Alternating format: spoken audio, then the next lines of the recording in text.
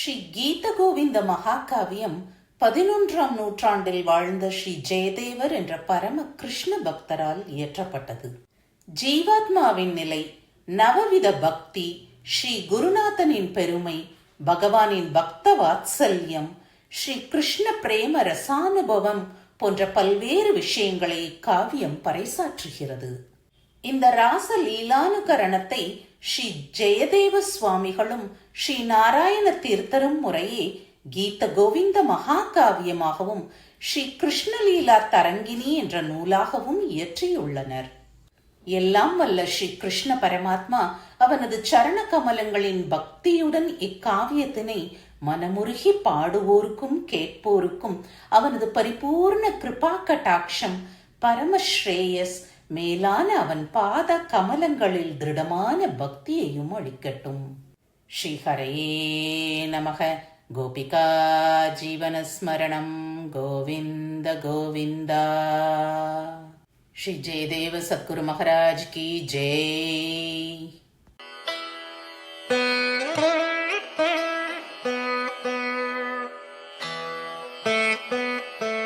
gobi ವದನೇಂದು ಮಳ್ತಲಮಬೂದು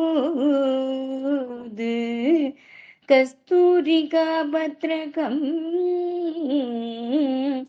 N Lakshmi ಕುಜತ್ಸಾದ ಕುಂಭಕಲಚೇ ವ್ಯಾಘೋಷಮಿಂದಿ ವರಂ N ನಿರ್ವಾಣ ವಿಧಾನ ಸಾಧನಮಿದಂ ಸಿದ್ಧಾಂಜಲಂ ಯೋಗಿನಾಂ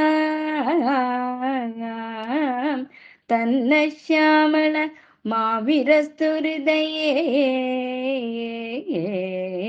ಕೃಷ್ಣಾಭಿಧಾನಂ ಅಗಗ ರಾಧಾ ಮನೋರಮ ರಮಾವರ ರಾಸಲೀಲಾ ಕಾಣಾಮೃದೈಗ ಪಣಿದಂ ಕವಿರಾಜರಾಜಂ ಶ್ರೀಮಾಧವಾರ್ಚನಮಿದಂ ಅನುರಾಗ ಸತ್ಮ ಪದ್ಮಾವತಿ ಪ್ರಿಯತಮಂ ಪ್ರಣತೋಸ್ಮಿ ನಿತ್ಯಂ